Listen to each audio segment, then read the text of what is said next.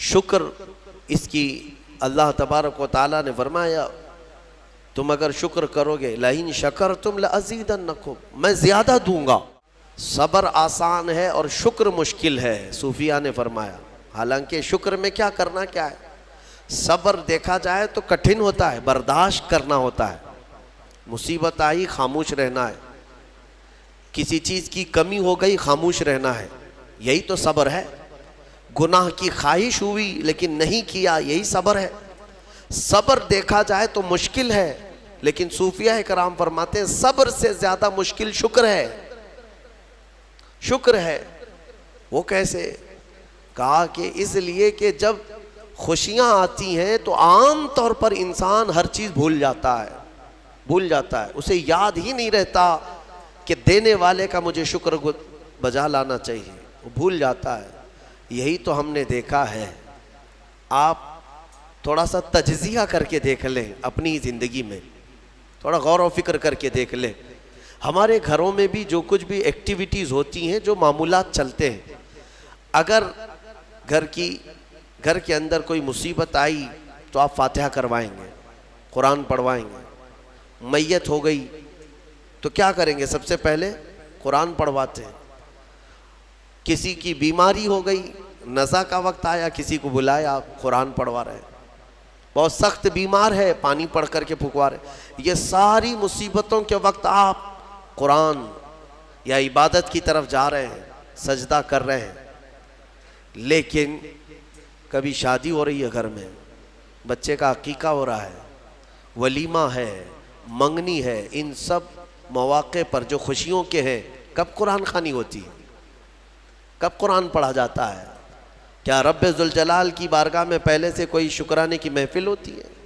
بہت کم دیکھا گیا۔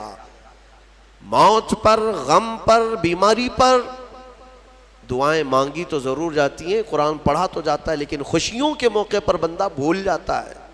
اسی لیے صوفیاء اکرام نے فرمایا شکر جو ہے یہ مشکل ہے، اور منافق شکر نہیں کر سکتا۔ یہ مومن کو عطا کی ہوئی نعمت ہے شکر کرنا۔ شکر کیسے کریں گے آپ؟ شکر کے بہت سارے طریقے ہیں۔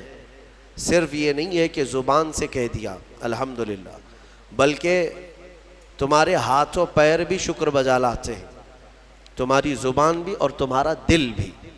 تینوں طریقے ہیں شکر کے۔ کسی کی زبان چلتی ہی نہیں تو کیا وہ شکر گزار نہیں ہے؟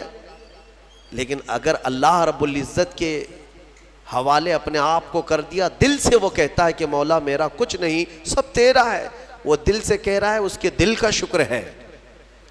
وہ ہاتھ اور پیر اگر عبادت کے لیے اٹھاتا ہے تو یہ ہاتھوں اور پیروں کی طرف سے اللہ کا شکر ہے، اور پھر زبان سے اگر کہتا ہے تو یہ زبان کا شکر ہے، الحمدللہ۔ اور میرے عزیزو، اللہ تبارک و تعالیٰ کو شکر ہی پسند ہے، اور شکر کا جو سب سے بہترین لفظ ہے وہ کیا ہے؟ شکر کرنے کا اللہ کا سب سے بہترین لفظ کیا ہے؟ الحمدللہ۔ یہی ہے نا؟ آپ کو عادت ڈالی گئی ہے کہ کسی نے بھی اگر آپ سے پوچھا کہ طبیعت کیسی ہے تو آپ کیا کہتے ہیں؟ الحمدللہ۔ چاہے سر درد ہو ہی رہا ہو لیکن آپ کہتے ہیں الحمدللہ۔ یہ شکر کرنے کا سب سے بہترین لفظ کیا ہے؟ الحمدللہ۔ اب میں آپ کو بتاتا ہوں یہ سب سے بہترین لفظ ہے، اسی لیے دیکھو کہ اللہ نے اپنی کتاب، آخری کتاب قرآن بھی اپنے حبیب پر اتارا تو اس کا سب سے پہلا ورڈ کیا رکھا؟ الحمدللہ۔ الحمدللہ سے پورا قرآن شروع ہوا۔ پھر تم اگر مولا کی بارگاہ میں عبادت کے لیے کھڑے ہوئے، نماز کے لیے رکعت باندھے، امام اگر کہیں سے جہر میں شروع کیا تو کہاں سے؟ نماز میں بھی اگر امام قرات شروع کرتا ہے تو کہاں سے شروع کرتا ہے؟ الحمدللہ سے ہی شروع کرے گا۔ میرے عزیزو، اتنا ہی نہیں بلکہ روایتیں ملتی ہیں کہ آدم علیہ السلام کو جب پیدا کیا گیا اور ان کے جسم میں روح ڈالی گئی، آپ کو چھینک آئی، سب سے پہلے آپ کی زبان سے نکلا الحمدللہ۔ اس سے اندازہ کرو کہ میرا مولا شکر پسند کرتا ہے، شکر پسند کرتا ہے۔ اسی لیے 30 سے زیادہ مرتبہ تم سے پوچھ رہا ہے مولا کون کون سی نعمتوں کو جھٹلاؤ گے؟ تم اللہ رب العزت کے آگے سیرنڈر ہو جاؤ، سپرد ہو جاؤ کہ مولا نہیں، میں تیری کسی نعمت کا انکار نہیں کرتا، تمہیں اندازہ بھی نہیں ہے تمہارے پاس نعمتیں کیا کیا مولا نے دیا ہے، تمہیں اندازہ بھی نہیں ہے۔ وَإِن تَعُدُّوا نِعْمَةَ اللَّهِ لَا تُحْصُوهَا، اللہ فرماتا ہے اگر تم گننا چاہو گے اللہ کی نعمتیں ہرگز گن نہیں سکو گے۔ کیسے گنیں گے؟ ایک بزرگ نے لکھا ہے کہ اگر کوئی طے کر لیا، توجہ چاہتا ہوں، شیخ سعدی رحمۃ اللہ علیہ کے حوالے سے یہ بات ملتی ہے، کسی نے طے کر لیا کہ میں اللہ کی ساری نعمتوں کا شکر بجا لاؤں گا، اس نے جو بھی میری نعمتیں دی ہیں سب نعمتوں کا میں شکر بجا لاؤں گا، ٹھیک ہے، تمہاری زبان اللہ نے دیا ہے، یہ ایک نعمت ہے، ناک نعمت ہے، کان نعمت ہے، آنکھ نعمت ہے، ہاتھ ہیں، انگلیاں ہیں، پورے جسم میں ایک ایک عضو اللہ کی نعمت ہے، پھر پلس اس کے علاوہ جینے کے لیے جو یہاں پر گھر دیا یہ نعمت ہے، زمین پر چلنے کی طاقت دی یہ نعمت ہے، اور سونے کے لیے ہمیں بستر دیا، پہننے کے لیے کپڑے دیا یہ نعمت ہے، رشتہ دار دیا یہ نعمت ہے، اولاد دیا یہ نعمت ہے، ماں باپ دیا یہ نعمت ہے، اچھے دوست دیا یہ نعمت ہے، اسلام دیا یہ نعمت ہے، ایمان پر رکھا یہ نعمت ہے، اپنے آخری نبی کی امت میں پیدا کیے یہ نعمت ہے، یہ ہزاروں نعمتیں ہیں۔ لیکن اگر تم چلو طے کر لیتے ہو کہ میں اللہ کی ساری نعمتوں کا ایک بعد دیگرے شکر بجا لاؤں گا، اے اللہ تو نے مجھے زبان دی الحمدللہ، تو نے مجھے ناک دی الحمدللہ، سب نعمتوں کا شکر کرنے کا اگر کسی نے ارادہ کر لیا تو شیخ سعدی فرماتے ہیں تو پہلے وہ بیٹھ جائے، اس کو اللہ نے جو سانسیں دی ہیں نا یہ سب سے بڑی نعمت ہے، ایک سانس اندر جاتی ہے یہ نعمت، سانس باہر نکلتی ہے یہ نعمت، اگر تم نے سانس لے لیا نکلی نہیں باہر تو ختم ہو گئی تمہاری زندگی، اور سانس نکلی اندر لے نہیں پا رہے ہو یہاں پر بھی زندگی ختم۔ سانس لینا ایک نعمت، سانس باہر چھوڑنا یہ ایک نعمت، شیخ سعدی فرماتے ہیں، اور ہر سانس نہیں ہوتی ہے، پرانی سانس نہیں آئے گی، پھر ہر سانس نہیں ہے، تو ہر سانس کے بدلے ہی تم اگر الحمدللہ کہتے رہ جاؤ گے تو زندگی گزر جائے گی سانسوں کے شکر پر، باقی نعمتیں ویسی ہی رہ جائیں گی، صرف سانسوں کے شکر پر تو زندگی گزر جائے گی۔ میرے عزیزو اندازہ بھی نہیں کر سکتے کہ اللہ نے کون کون سی نعمتوں سے نوازا ہے۔ تمہیں پتہ ہے میں ایک مرتبہ اس چیز کو بھی پڑھا تھا کہ اگر تمہیں سانس خرید کر کے لینا پڑ جائے، ہاسپٹل میں جا کر کے دیکھو آکسیجن کا ایک سلنڈر جو کبھی مریضوں کو لگایا جاتا ہے کتنی قیمت کا ہوتا ہے، دن بھر میں وہ کتنے سلنڈر سانس کھینچتا ہے۔ اس اعتبار سے اگر تمہاری زندگی 60 سال کی ہوئی اور 60 سال تمہیں آکسیجن خرید کر کے لینا پڑا تو تقریباً اس کی قیمت جو ہے کئی 100 کروڑ میں چلی جاتی ہے۔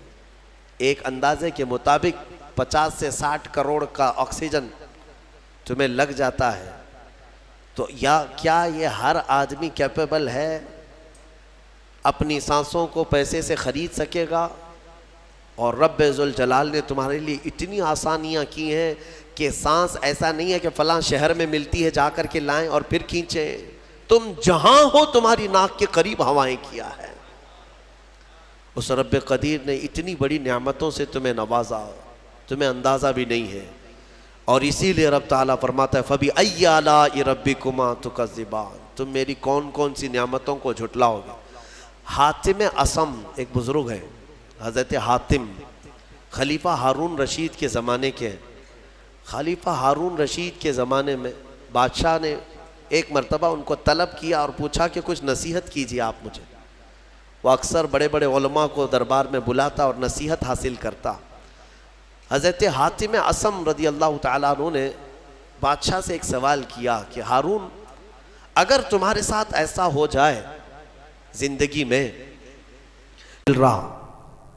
اور پیاس کی شدت ایسی ہے کہ تم بلک رہے ہو، اگر تم کو کوئی ایک گلاس پانی دینا چاہے اور وہ پیسوں میں دینا چاہے، اور اس آدمی کے علاوہ کسی کے پاس پانی نہیں ہے، تم ایسی جگہ پر پہنچ گئے ہو جنگل میں یا صحرا میں، تو تم اس کو کتنے پیسے دے کر خرید سکتے ہو؟ ایک گلاس پانی وہ بہت بڑی قیمت لگا رہا ہے، تم کو اگر بہت شدت کی ضرورت ہے تو تم کتنا مال دے کر کے خریدو گے؟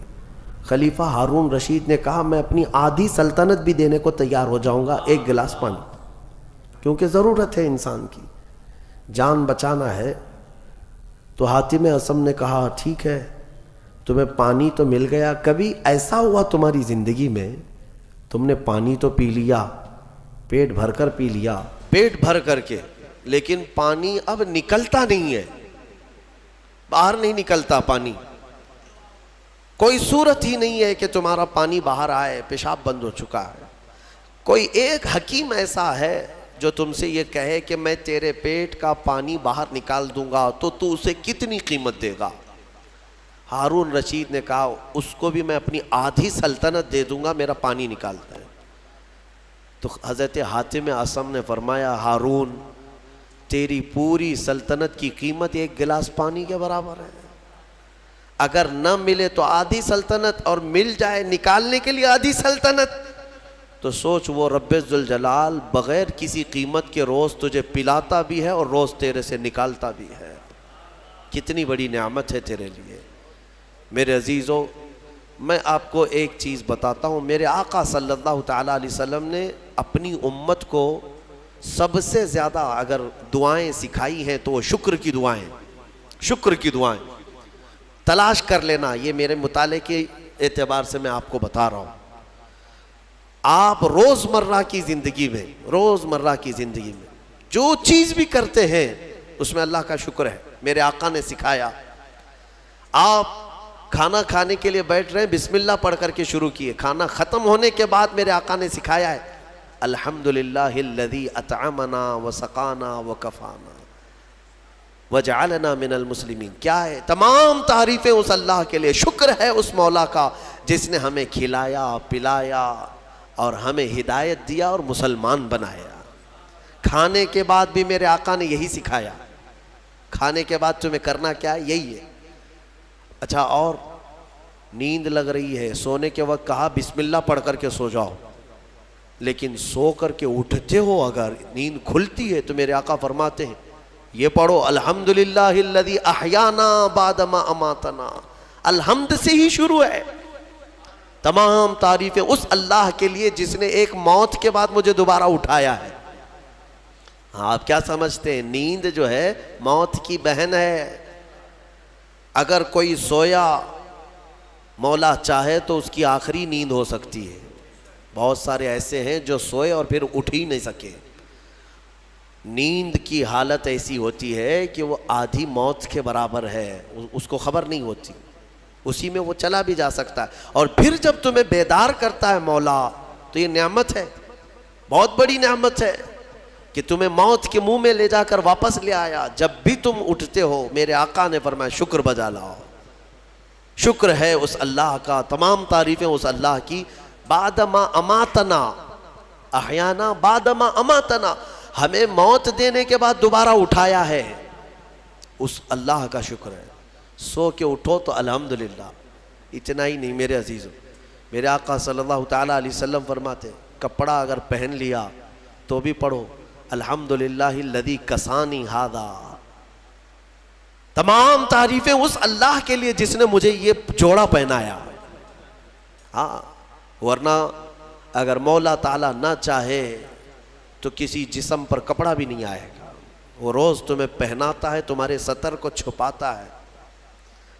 اتنا ہی نہیں، میں آپ کو بتاؤں استنجا کے لیے بھی جاتے ہو، پیشاب کے لیے فرمایا گیا کہ بسم اللہ پڑھ کر کے تو جانا ہے اور اللہ کی پناہ مانگ کر کے جاؤ، بسم اللہ اللہم انی اعوذ بک من الخبث والخبائث۔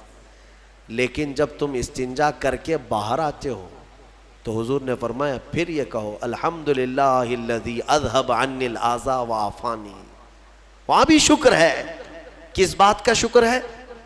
تمام تعریفیں اس اللہ کی، اس کا شکر ہے جس نے اذیت دینے والی، تکلیف دینے والی چیز کو میرے جسم سے دور کیا۔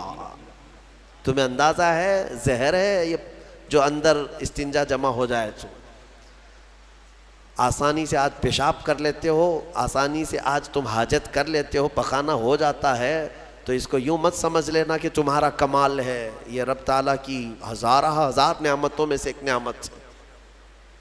اگر پیشاب تمہارا رک گیا، کڈنی کام کرنا چھوڑ دیتی ہے، آج جاؤ ہاسپٹلوں میں دیکھو ڈائلیسس کی مشینوں پر کتنے مریض سوئے ہوئے ہیں۔ تمہیں پتہ ہے پیشاب اگر نہیں نکلتا تو آج کے زمانے میں نیا ایک علاج ہے، ڈاکٹرز کیا کرتے ہیں کہ پانی جو ہے یہ پیشاب پورا خون میں مل جاتا ہے اور زہر بنتا ہے جسم میں۔ اگر ایک دن پیشاب نہیں ہوا تو پانی تمہارا جسم میں بھر جائے گا، اسی کو کریٹینن کا لیول بڑھنا کہتے ہیں، زہر بھر جاتا ہے۔ اب اس کو نکالے کیسے؟ باہر آتا نہیں ہے، باہر آتا نہیں ہے۔ ڈاکٹر اس کے لیے ڈائلیسس کی مشین اس کو لٹاتے ہیں، کیا کرتے ہیں بڑی موٹی موٹی 2 سوئیاں یہاں حلق میں ڈالتے ہیں گردن کے پاس، یا پھر ہاتھ سے ایک پائپ جسم کا پورا خون نکالتا ہے اور مشین میں ڈالتا ہے، اور مشین فلٹر کرتی ہے، دوسرے پائپ سے فلٹر کیا ہوا خون اندر جاتا ہے، اور جو پانی ہے وہ مشین نکال کر کے باہر ایک ڈبے میں پھینکتی رہتی ہے۔ میرے عزیزو، میں نے اپنی آنکھوں سے دیکھا ہے ایک بار ڈائلیسس کرنے کے لیے 4 گھنٹے لگتے ہیں، 4 گھنٹے لگتے ہیں، اور کئی مریض ایسے ہیں جن کو ہفتے میں 3 مرتبہ یہ کرنا پڑتا ہے، اور ڈاکٹر ان کو 1 بوتل پانی دیتا ہے، لمیٹڈ پانی پینا، پورے 2 دن میں 1 لیٹر سے زیادہ پانی مت پیو۔ اللہ چاہ کر کے وہ پانی نہیں پی پاتے، چمچ سے پانی پیتے ہیں، ڈھکن سے پانی پیتے ہیں کہ زیادہ ہو گیا تو جسم میں نکلنے کی جگہ نہیں ہے۔ خیر یہ تو ڈاکٹرز نے پیشاب نکالنے کے طریقے تو اپنا لیے میرے عزیزوں، لیکن اگر پخانہ نہیں نکلا تو اب تک اس کے علاج بھی نہیں ملتے۔ کھا لیا آپ نے، اگر یہ غلاظت نہیں نکل پائی تمہارے اندر تو پورے جسم میں یہ زہر بن کر کے پھیل جائے گا، موت کا سبب بن جاتا ہے۔ جب ہم بیت الخلاء میں جاتے ہیں اور پیشاب پاخانہ کر کے نکلتے ہیں تو تمہیں کیا لگتا ہے میرے عزیزو؟ یہ اللہ کی ہزارہ نعمتوں میں سے ایک نعمت ہے کہ اذیت دینے والی چیز کو اس نے ہمارے جسم سے ہٹایا ہے۔ اسی لیے مولا فرماتا ہے فَبِأَيِّ آلَاءِ رَبِّكُمَا تُكَذِّبَانِ، تم میری کون کون سی نعمتوں کو جھٹلاؤ گے؟ اچھا یہ تو نکلنے والی بات میں نے کیا نا، نکلنے والی بات، لیکن تمہیں پتہ ہے تمہیں اگر کھانے کے لیے بھوک نہ لگے تو کچھ نہیں کر سکو گے۔ کھانے کی خواہش ہونا یہ اللہ کی نعمت ہے، بھوک لگنا یہ اللہ کی نعمت ہے۔ اچھا یہ بھی میں آپ کو بتا دوں، بھوک لگتی نہیں ہے کسی کو تو یہ مصیبت ہے، کھا ہی نہیں سکتا، بغیر بھوک کے وہ اندر لے بھی نہیں سکتا لقمہ۔ یہ رب تبارک و تعالیٰ کی طرف سے نظام رکھا گیا ہے، وہ بھوک لگتی ہے وہ کھاتا ہے۔ اور ایک بات میں بتا دوں، ایک بڑی بیماری ہے دنیا کی، بھوک تو بہت لگتی ہے، آدمی کھائے جاتا ہے لیکن پیٹ بھرتا نہیں، سیرابی نہیں ہوتی، شکم سیر نہیں ہوتا۔ یہ بیماری ہے ہیضے کی بیماری۔ اس بیماری میں حجاج بن یوسف مر گیا، ہاں بڑا گورنر تھا، جانتے ہیں بھوک اتنی لگتی تھی اس کو کہ ایک مرتبہ ایک گائے پوری ذبح کر کے بھون کر کے اس کو کھلائی گئی، پیٹ نہیں بھرا، خواہش ابھی بھی باقی ہے، بھوک ابھی بھی ہے، اور کچھ کھلا دو اور کچھ کھلا دو۔ اس کو پھر انڈے کھلائے گئے، مرغیاں کھلائی گئی، اتنا کھلایا گیا کہ پیٹ پھٹ گیا، پیٹ پھٹ گیا اور زہریلا ہو گیا۔ آپ کو کیا میں بتاؤں، پیٹ 4 لقمے کھانے کے بعد، کسی کو 10 لقمے کھانے کے بعد ایسا لگتا ہے نا پیٹ بھر گیا، الحمدللہ پیٹ بھر گیا ہے۔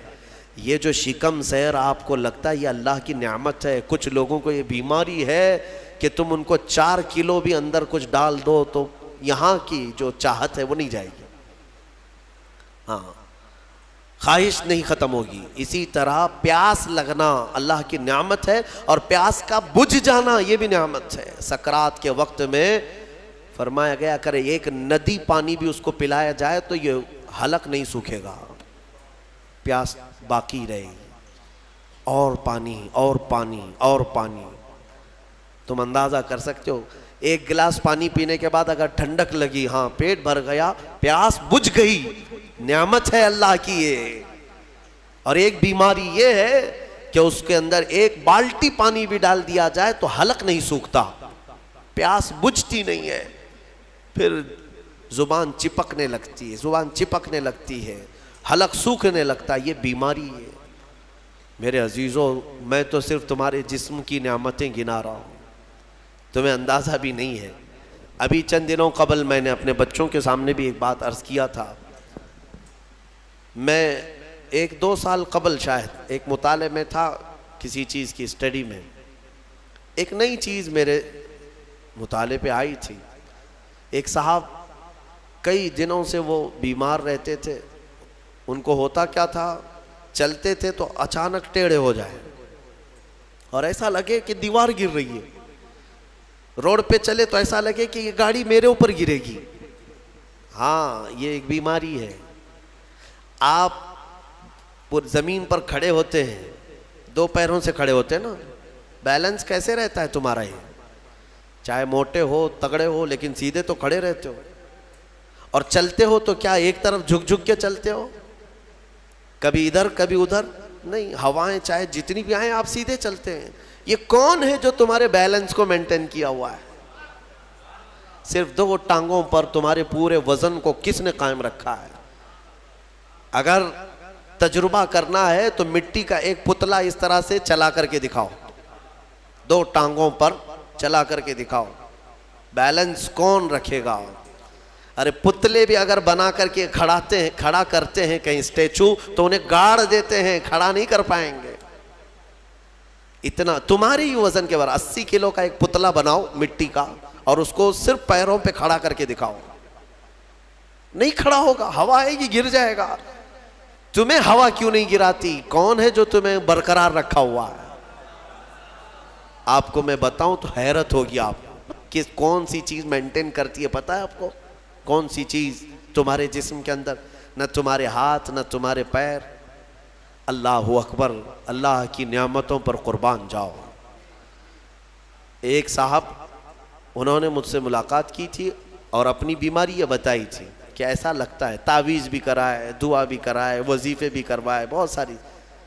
ایک ماہر دانشور تھے، انہوں نے مجھ سے یہ کہا کہ مولانا مسئلہ یہ ہے کہ ہمارے دونوں کانوں کے بیچ میں ایک چھوٹا سا پارا، ایک قطرہ ہوتا ہے پارے کا، لکوڈ پارا دیکھیں آپ بی پی چیک کرنے کے وقت جو چڑھتا اترتا ہے مشینوں پہ، اس طرح کا ایک ہلکا سا ایک لکوڈ قطرہ ہمارے دونوں کانوں کے برابر بیچوں بیچ ہوتا ہے، اور وہ قطرہ ہے جو پورے بیلنس کو مینٹین کرتا ہے۔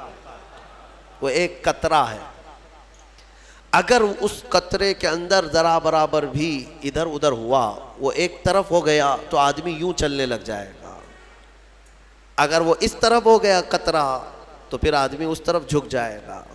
اور یہ جلدی ہوتا نہیں ہے، وہ اتنا مضبوطی کے ساتھ پورے انسانوں کے جسموں کو سنبھالے رکھتا ہے۔ میرے عزیزوں، پھر میں یہ پوچھتا ہوں فَبِأَيِّ آلَاءِ رَبِّكُمَا تُكَذِّبَانِ، تم اپنے رب کی کون کون سی نعمتوں کو جھٹلاؤ گے؟ اور ایک بات، عجیب چیزیں میں نے دیکھی، کبھی ہم غور نہیں کرتے نا اپنے جسم میں، اور اسی لیے میرا رحمان فرماتا ہے وَفِي أَنفُسِكُمْ أَفَلَا تُبْصِرُونَ، تمہاری ذات میں میری نشانیاں ہیں، تم دیکھتے نہیں؟ اللہ پوچھ رہا ہے، تمہاری اپنی ذات میں میری نشانیاں ہیں۔ محبوب الہی نظام الدین اولیاء رحمۃ اللہ تعالیٰ علیہ نے فرمایا، اللہ تبارک و تعالیٰ تک اگر پہنچنا چاہے بندہ تو صرف اس کی نسیں جو ہے نا، اس کی رگیں، یہی کافی ہیں اس کے لیے۔ ہاں میرے عزیزوں، آج بھی ڈاکٹرز یہ کہتے ہیں کہ تمہارے جسم کے اندر کی نسیں اگر کھول کر کے پھیلا دی جائیں تو 10,000 کلومیٹر تک پھیل جائیں گے، یعنی تقریباً ایک دنیا گھومنے کے برابر۔ اتنی نسیں تمہارے جسم کے اندر ہیں کہ اگر ان کو کھول کر کے پھیلا دیا جائے تو اتنی لمبی کون ہے جو یہ سارا مینٹین کیا ہوا ہے؟ اور ہر نس میں وہ خون کو دوڑاتا ہے اور پھر واپس پہنچاتا ہے دل تک۔ ایک چیز میں جو کہہ رہا تھا وہ یہ ہے، عجیب سی چیز ہے، ایک صاحب نے فرمایا کہ ایک بیماری ہے کہ یہ ایک صاحب ہیں کہ ان کی آنکھوں کی پلک بند ہی نہیں ہوتی، اس پر تحقیق کی گئی۔ میرے عزیزو کتنی چھوٹی چیز لگتی ہے، آپ پلکیں جھپکاتے ہیں نا، آپ کے اختیار میں نہیں، اور بہت ہلکی سی ہے، یوں کیا بند ہوئی، یوں کیا کھول دیا، آنکھیں بند ہو رہی کھل رہی ہے۔ آپ کو پتا ہے اس کے اندر کیا چیز ہے؟ کہا کہ ایک بہت ہلکا سپرنگ ہے ان پلکوں کے بھی اوپر، باقی سب جگہ اس طرح اپنے آپ نہیں ہوتے ہیں کہ خود سے جو ہے بند ہو رہی ہو کھل رہی ہو۔ کان کیا اس طرح کرتا ہے ہمارا؟ اٹھ گیا اپنے آپ، بیٹھ گیا اپنے آپ۔ یہ ہلکی سی پلکوں کی جو چمڑی ہے نیچے آتی اوپر جاتی، نیچے آتی اوپر جاتی، کیا چیز ہے؟ تو ایک صاحب نے ہمیں بتایا کہ بہت ہلکا سپرنگ ہوتا ہے، اگر وہ سپرنگ ختم ہوا کسی کا تو بلڈوزر سے بھی کھینچ کر کے بند نہیں کر سکو گے۔ ان پلکوں کی چھوٹی سی چمڑی کو کھینچ کر کے بھی بند نہیں کر سکو گے، وہ بند نہیں ہوگی پھر۔ اسی لیے مردوں کو دیکھو، اگر کسی کی آنکھیں بند نہیں کیا آپ نے موت کے بعد، وہ کھلی رہ گئی، تو پھر آپ گھنٹوں کھینچ کھینچ کے اس کی آنکھ بند کرو، بند نہیں ہوگی، نہیں ہوگی، کیونکہ موت کے بعد یہ سارا حصہ ختم ہو گیا۔ اور مرے ہوئے آدمی کو آنکھیں بند ہے اس کی، آپ نے بند کیا، پھر اس کے 1-2 گھنٹے کے بعد اس کی پلکیں اٹھا کر کے دکھا دو، کھول کر کے دکھا دو اس کی آنکھیں، سارے لوگ مل کر کے بھی اس کی آنکھوں کی پلکوں کو کھول نہیں سکیں گے۔ میرے عزیزو ہے تو بہت ہلکی سی چیز، لیکن تمہیں پتہ ہے اس کی معنویت کتنی ہے، اس کی معنویت کتنی ہے۔ یہ بات میں کیوں کہہ رہا ہوں؟ ایک صاحب کو یہ بیماری کی وجہ سے، اس بیماری کی وجہ سے وہ پاگل ہو گئے۔ کیا بیماری تھی؟ کہ پلک جھپک نہیں رہی ہے، بند نہیں ہو رہی ہے، اور بند نہیں ہو رہی ہے تو نیند نہیں آتی۔ جیسے نیند آئے گی تو آنکھوں کا آٹومیٹک بند ہونا ہے، اور آنکھ بند نہیں ہو رہی تو سوئے گا کیسے؟ اور نس ہونے کی وجہ سے وہ مینٹلی ختم ہو گیا، پاگل ہو گیا، اور اب تو شاید مر بھی گیا ہوگا۔ یہ کافی 2-3 سال پہلے کی بات میں ہم اندازہ بھی نہیں کرتے کہ اتنی چھوٹی چھوٹی چیزیں۔ میرے عزیزو ہمارے بال جو جسم میں ہیں، ایک رواں بھی اس کا بال کا، یہ اللہ کی نعمت ہے۔ آپ دیکھیں ایک بال بھی نکل گیا تو پھوڑی آ جاتی ہے، اس کی قیمت بتانے کے لیے کہ یہ یوں ہی اللہ نے نہیں دیا تم کو، یوں ہی نہیں۔ ایک خاتون کو میں نے دیکھا تھا، چھوٹی سی لڑکی تھی، وہ اس کے صرف یہ آنکھوں کے اوپر کی بھویں نہیں تھی اور بال کچھ بھی نہیں تھے، جس کی وجہ سے وہ اتنی ڈراؤنی لگتی تھی کہ بچے دیکھ کر کے بھاگ جاتے تھے، صرف یہ آنکھوں کے بال نہیں تھے، اور وہ چہرہ چھپائے رہتی۔ بہت بڑی ٹیلنٹڈ بچی، پڑھنے میں لکھنے میں ساری چیزوں میں بہت اچھی، لیکن اس کی وجہ سے وہ چہرہ چھپائی رہتی۔ اس دن مجھے محسوس ہوا کہ اگر ایک بھی چیز ہماری ادھر ادھر ہو جائے تو انسان کا سارا جمال ختم ہو جاتا ہے۔ اسی لیے میرے عزیزو اللہ نے جو چیزیں تمہارے پاس آج دی ہیں، شکر بجا لاؤ، اللہ کا شکر بجا لاؤ۔ اور سورہ رحمان آج تم نے سنا ہے، بار بار مولا کی بارگاہ میں عرض کرو، مولا ہم تیری کسی نعمت کو نہیں جھٹلاتے، ہر نعمت پر تیرا شکر بجا لاتے ہیں۔ میں اپنی گفتگو کو سمیٹتے ہوئے آخر میں ایک حدیث سنا دیتا ہوں۔ اللہ کے حبیب صلی اللہ تعالیٰ علیہ وسلم نے ارشاد فرمایا، آج ہی میں نے درس قرآن میں بھی سنایا تھا، حضور اکرم صلی اللہ علیہ وسلم نے فرمایا 3 چیزوں کو غنیمت جانو، 3 چیزوں کے آنے سے پہلے پہلے۔ وہ 3 چیزیں کیا ہیں؟ توجہ سے سنو۔ میرے آقا فرماتے ہیں جوانی ہے تو غنیمت جانو بڑھاپا آنے سے پہلے، جوانی کو غنیمت جانو بڑھاپا آنے سے پہلے، اس لیے کہ بڑھاپے میں جو کچھ ہوتا ہے وہ پھر وہ بوڑھوں کو معلوم ہے، ساری چیزیں ایک کے بعد دیگرے رخصت ہونے لگ جاتی ہیں، وہ طاقت نہیں، وہ قوت نہیں۔ بڑھاپے میں بہت خواہش تو ہوتی ہے کرنے کی لیکن کر نہیں سکتا. اسی لیے جوانی کو غنیمت جانو. اے نوجوانوں, عیاشی میں برباد کرو گے تو پچھتاؤ. دوسری چیز میرے آقا فرماتے ہیں, آج صحت ہے تو صحت کو بیماری سے پہلے غنیمت جانو. بیمار ہونے سے پہلے دیکھو اپنے ہاتھوں کو, پیروں کو, سب صحیح سلامت ہے. آج آنکھ دیکھ رہی ہے, کان سن رہے ہیں, زبان بول رہی ہے, ہاتھ پیر چل رہے ہیں. شکر کرو اللہ کا. اس لیے کہ ہم نے دیکھا ہے چند دنوں کے بعد ایسی بیماریاں جکڑ لیتی ہیں, سجدہ کرنا چاہتا ہے لیکن پیر مڑتے نہیں, پیر جام ہو گئے. رکوع کرنا چاہتا ہے, کمر جھکتی نہیں. آج صحت ہے تمہارے پاس, کل آنکھیں ساتھ چھوڑنے لگ جائیں گی, کان کم سنائی دینے لگ جائیں گے, زبان میں راشا طاری ہونے لگ جاتا ہے, ہکلاہٹ آنے لگ جاتی ہے. چاہ کر کے بھی بہت ساری چیزیں تم کر نہیں پاتے. اسی لیے آج صحت ہے, غنیمت جانو اس کو. کوئی بیماری نہیں. آج چند ہی دنوں کے بعد دیکھنا کہ شوگر ساتھ, بی پی ساتھ, ایسے ساتھ ہوتے ہیں کہ پھر قبر تک نہیں چھوڑتے. ہاں, آج صحت ہے, کل کسی کو کینسر ہوا تو پھر وہ جنازے کے ساتھ ساتھ کینسر جاتا ہے, کچھ نہیں کرتے. اور ان بیماریوں میں آنے کے بعد ان کو صحت کے دن یاد آتے ہیں. کاش جب میں اچھا بھلا تھا تو اللہ کی عبادت کرتا, بیمار ہوں کچھ نہیں کر پاتا. میں نے آپ کو اس سے قبل بھی بتایا تھا میرے عزیزو, ایک نوجوان کی بات مجھے بار بار وہ جھنجھوڑتی ہے. ممبئی شہر کے رہنے والا نوجوان, 22 سے 24 سال کا, باپ اکلوتے بیٹے کو بہت اچھا پڑھایا تھا, لندن بھیج کر کے پڑھایا تھا. اکلوتا بیٹا, بڑے باپ کا بیٹا ہے, اور 24 سال کی عمر میں اس کو بون کینسر ہو گیا, ہڈیوں کا کینسر ہو گیا. یونیورسٹی میں پڑھا اچھا, اور اس کے بعد پتہ ہی نہیں چلا, اچانک 3rd اسٹیج پہ پتہ چلا. پھر 6 مہینے شاید علاج کے لگے ہوں گے. ڈاکٹروں نے کہا کہ اس کو گھر لے جاؤ, اب کچھ نہیں ہوتا. گھر آیا تھا, اس کی ہڈیاں گل گئی تھیں. ہاں, بون کینسر بڑا ڈینجر ہے, ہڈیاں جو ہے پاؤڈر ہونے لگ جاتی ہیں. اس کو اگر اٹھائیں تو پیٹھ کی ہڈی میں انگلیاں اندر جانے لگ جاتی ہیں. یہ کینسر بہت خطرناک قسم کا ہے. اس کے چند دن بچے ہوں گے اپنے گھر پر, علاج وغیرہ سب ختم ہو چکا. اس نے اپنے باپ کو ایک دن حسرت سے بلایا اور کہا, ابا میری وہ 10ویں کی, 12ویں کی, گریجویٹ کی یہ جو مارک شیٹ ہے, سند ہے, جو میں نے میڈل حاصل کی وہ کہاں ہے؟ کہا بیٹا سب سنبھال کے رکھا ہوں. کہا میں دیکھنا چاہتا ہوں. باپ نے وہ ساری چیزیں الماری سے اس کو دیا کہ یہ سرٹیفکیٹ ہے, یہ تیری سند ہے, یہ مارک شیٹ ہے, یہ ساری چیزیں ہیں.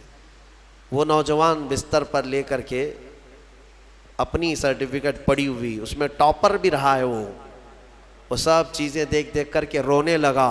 اور پھر اپنے باپ سے ایک سوال کیا کہ ابا یہ ساری مارک شیٹ اور سند میں کون سی ایسی ہے جو میں منکر نکیر کو بتاؤں تو مجھے چھوڑ دیا جائے, کیونکہ میں جا رہا ہوں اب آخری سفر پر, میں آخری سفر پر جا رہا ہوں. اب تو میرے پاس اتنا وقت بھی نہیں ہے کہ میں کوئی اور چیز حاصل کروں. اس کے باپ نے مجھے یہ چیز بتائی تھی. وہ کہتے تھے کہ مولانا آپ بچوں کو بتاؤ, واقعی صحت جب تک تھی تم نے نہ قرآن کی طرف توجہ دیا, نہ میرے رحمان کو راضی کرنے کی کوشش کی. صحت آج ہے تو شکر بجا لاؤ اللہ کا, بیماری میں وہ مولا تمہارے ساتھ ہوگا. 2 چیزیں میں نے عرض کی ہے, جوانی کو غنیمت جانو بڑھاپا آنے سے پہلے, صحت کو غنیمت جانو بیمار ہونے سے پہلے, اور سب سے بڑی چیز میرے آقا فرماتے ہیں زندگی کو غنیمت جانو موت آنے سے پہلے. ہاں ٹھیک ہے, بڑھاپے میں کچھ تو کر سکتے ہو, بیماری میں کچھ تو کر سکتے ہو, مرنے کے بعد کیا کر سکتے ہو؟ تو اس لیے آج زندہ ہیں اسی کو غنیمت جانو کہ اللہ ابھی تو ملک الموت نہیں آیا, ابھی تمہارے پاس ٹائم باقی ہے, سانسیں چل رہی, وقت باقی, صحت بھی ہے, جوانی بھی ہے, زندگی بھی ہے, تو سب ہے تمہارے پاس. پھر اللہ کی ناشکری کرنا میرے عزیزوں یہ سب سے بڑا گناہ ہے. اسی لیے میرے آقا صلی اللہ علیہ وسلم نے فرمایا معراج کی رات میں نے جہنم میں سب سے زیادہ عورتوں کو دیکھا. حضور سے پوچھا عورتوں نے کہ کس وجہ سے؟ حضور نے وجہ یہی بتائی, ہن یکفرن العشیر, وہ اپنے شوہروں کی ناشکری کرتی ہیں. नाशुक्री करती हैं, कब तूने मेरे साथ अच्छा किया, ये लफ्ज़ कहती हैं जिसकी वजह से मौला उनको जहन्नम में पहुंचाया। औरत अगर शोहर की नाशुक्री की वजह से जहन्नम में है तो ये बंदे जो सीधे रहमान के नाशुक्रे हैं वो किस कदर जहन्नम में जलेंगे। इसीलिए मैं डराता हूँ इस बात से कि अल्लाह रब्बुल इज़्ज़त का शुक्र बजा लाओ। जैसा रखा है उसने बहुत है, बल्कि देखा जाए तो हमारी हैसियत से ज़्यादा उसने अता किया है। शेख सादी रहमतुल्लाह ताला अलैह की वो बात याद आती है, उनकी चप्पल गुम हो गई थी, कांटे और कंकर चुभने लगे, मस्जिद में आए, सजदे में रोने लगे, सफ़र में हूँ मौला, मेरी हैसियत ही नहीं है कि अब मैं चप्पल भी ख़रीद सकूँ, मैं इतना गरीब और मुफलिस हो गया हूँ। बाहर निकले तो देखा एक आदमी पैर कटा हुआ बैठा था, जिसके दोनों पैर नहीं थे। तो वापस गए और अल्लाह का शुक्र बजा लाने लगे, ऐ मौला मेरी तो चप्पल ही नहीं है, उसके पास पहनने के पैर भी नहीं है। इसीलिए अपने से छोटों को देखो और शुक्र बजा लाओ। हाँ, मैं अपने नौजवानों से इसीलिए कहता था कि कभी कभार हॉस्पिटल विज़िट करो, जाओ, कैंसर के पेशेंट को देखो, वहाँ पर कभी चेहरा सड़ा हुआ है, किसी का गला सड़ा हुआ है, कहाँ कहाँ क्या क्या। मैं जाता हूँ कभी तो वो देखते ही रोने लग जाते हैं। मेरे अजीज़ों, वो मौत और हयात के बीच में मौजूद एक लाश की तरह पड़े रहते हैं। तुम देखोगे तुम्हें अपनी सेहत पर अल्लाह का शुक्र करने का जज्बा पैदा होगा कि मौला तूने मुझे इन सब बीमारियों से महफूज रखा है। इसीलिए मेरे आका सल्लल्लाहु ताला अलैहि वसल्लम ने बीमारों को देखकर, मुसीबत ज़दा को देख कर के भी जो दुआ तालीम दी वो क्या है, अल्लाह ताला ने, अल्लाह के हबीब ने यही दुआ सिखाई, अल्हम्दुलिल्लाहिल्लज़ी फ़द्दलना अला कसीरिम मिम्मन खलक़ तफ़दीला, अल्हम्दुलिल्लाहिल्लज़ी आफ़ानी मिम्मा इब्तलाक बिही व फ़द्दलनी अला कसीरिम मिम्मन खलक़ तफ़दीला। ऐ मौला तेरा शुक्र है, तूने मुझे आफ़ियत दी है, जिसमें तू उसको मुब्तला कर रखा है उससे तो मुझे बचा कर रखा है, और सब पर तूने, अक्सर बंदों पर तूने मुझे फजीलत दी है। मौला ये तेरा शुक्र है। इसीलिए मैं कहूँगा फ़बी अय्यि आलाइ रब्बिकुमा तुकज़्ज़िबान, ऐ इंसानों और जिन्नात, तुम अपने रब की कौन कौन सी नेमतों को झुटलाओगे। अगर झुटलाओगे तो फिर पकड़ होगी। मौला करीम की बारगाह में अर्ज़ करो, मौला हमारी हर सांस के बदले तेरा करोड़ हा करोड़ शुक्र एहसान है, और सबसे बड़ा तेरा इनाम और तेरा शुक्र ये है कि मौला हमें लायक न होने के बावजूद तूने अपने महबूब की उम्मत में हमें पैदा किया है, ईमान दिया, इस्लाम दिया। और मौला तेरे दरबार में इतनी इल्तिजा है कि ए करीम खुदा, हमारी आखिरी सांस भी तू हमें ईमान पे अता फरमा, तेरे हबीब के कदमों में मौत अता फरमा, और जब उठाए जाएं तो शुक्रगुजार बंदों में हमारा हशर फरमा। व आखिरु दावाना अनिल हम्दुलिल्लाहि रब्बिल आलमीन।